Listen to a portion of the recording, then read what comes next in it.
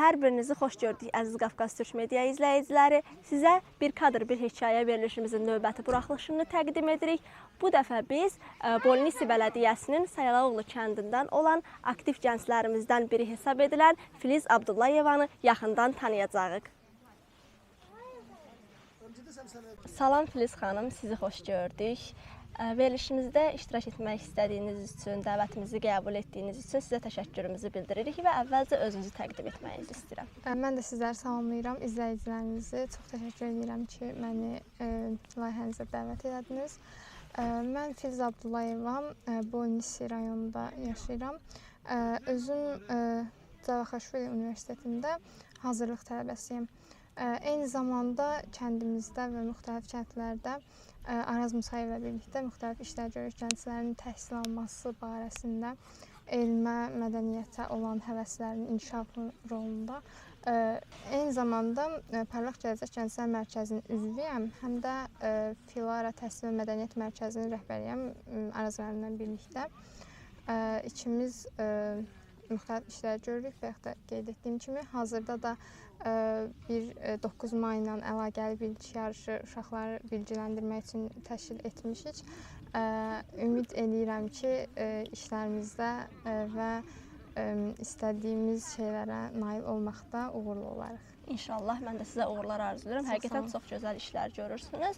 Və ilk sualım elə belə olardı ki, elə hazırlıq kursundasınız.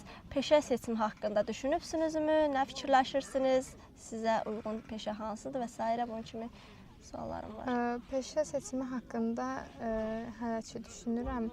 Ağlımda 2 seçim var. Onu hələ ki bəyan etmək istəmirəm. Biraz düşünəcəm, ondan sonra qərar vermək istəyirəm.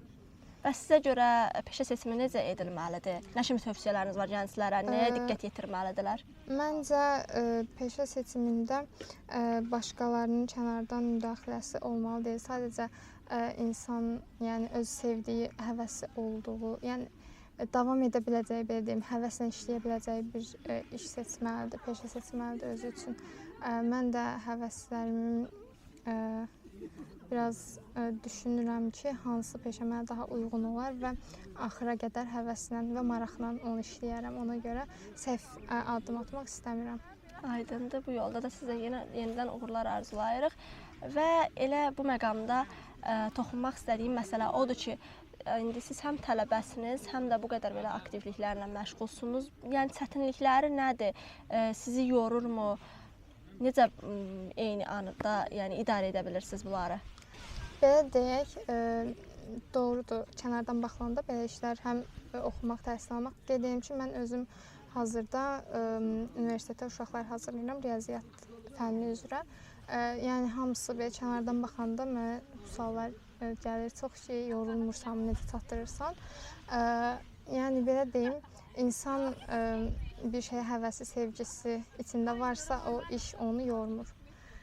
Daha əksinə, daha da yaxşı davam edir hər şeyə, hər şeydə uğurlu alınır. Aydındır. Bəs belə yəni rəsmi işlə işləyirsinizmi və həm oxumağın, həm də işləməyin müsbət olan tərəfləri nələrdir? Rəsmi işdə demək olar ki, hələ ki işləmirəm. Ancaq rəsmi işdə işləməyin məncə təhsilinə bir müdaxiləsi olmamalıdır.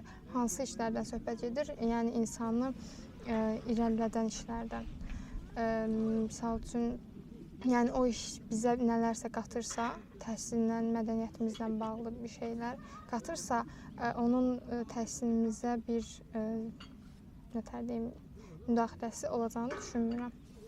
Aydındır. Əksinə faydaları olar. Aha. Lap yaxşı. Bəs qazandığınız ən böyük uğur nədir sizə görə və gələcəyə dair planlarınızda nələr var? Məncə qazandığım ən böyük uğur Araz müəllimlə birlikdə gördüyümüz işlərdir ki, bəzilərində ola bilər başarısızlıqlar ola bilər, amma bəzi tərəfləri çox yaxşıdır həqiqətən də uğurlarımız olur. Ona görə mən bu tərəfdən uğurlu olduğumu düşünürəm. Aydındır. Və gələcək planlarınızı? Gələcək planlarım təhsil barəsində irəli getmək istəyirəm və hazırda gördüyümüz işləri daha uğurlu etməyə çalışmaq istəyirəm ki, etsəm, yəni birlikdə nələrsə etsək, bu məni çox sevindirər. Ki, çalışırıq da ki, hər şey yaxşı olsun. Gənclərə tövsiyəm odur ki, yəni müəyyən bir mühitdə yetişmələrinə baxmayaraq, onlar bir addım atmalıdır. Yəni onları tamam yönləndirən biriləri olmayanda çətin olur təbii ki də. Amma məsələn, bəzi gənclər var ki, yanında yönləndirən biriləri olanda belə o yönə, yaxşı yönə doğru getməkdən imtina edirlər. Tövsiyəm odur ki, yəni hər şey gələcəklə bağlı düşünüb tam doğru addımlar atsınlar. Lap yaxşı. Şad oldum sizi yaxından tanıdığıma və çox gözəl gələcəyə dair planlarınız var. Ümid edirəm və inanıram ki, hər birini həyata keçirəcəksiniz. Yolunuz açıq olsun inşallah. Bəli, əziz izləyicilərimiz, biz bu gün də Filiz xanımla birlikdə idik. Odur ki, bizi izləməyi, paylaşmağı və rəy yazmağı unutmayın. Sağ olun, salamat qalın. Gələn görüşlərə dək.